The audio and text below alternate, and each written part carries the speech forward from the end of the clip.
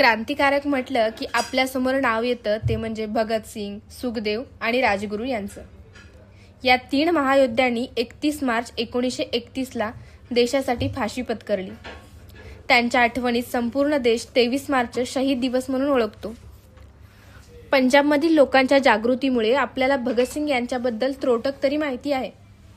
पण राजगुरू मराठी असूनही आपल्याला 4 वाक्यांच्या पलीकडे त्यांच्याबद्दल काही सांगता येणार नाही. नव्हे तर काही लोकांना हेही माहीत नसेल की राजगुरू हे मराठी होते. शिवराम हरी राजगुरू हे त्यांचं पूर्ण नाव. शहीद राजगुरू यांचा जन्म 24 ऑगस्ट 1908ला खेडमध्ये पुणे जिल्ह्यात झाला. लहानपणापासून क्रांतिकारी विचारांनी प्रभावित असलेले राजगुरू संस्कृत शिकण्यासाठी वाराणसी येथे गेले. ते संस्कृतमध्ये एवढे निष्णात होते की संस्कृतमधून ते सहज संभाषण करीत. कुस्तीत त्यांचा हात धरणारा कुणी नव्हता. नेमबाजीमध्ये ते लक्षवेधी होते. पुढे त्यांच्यावर चंद्रशेखर आझाद यांच्या विचारांचा प्रभाव पडला. त्याच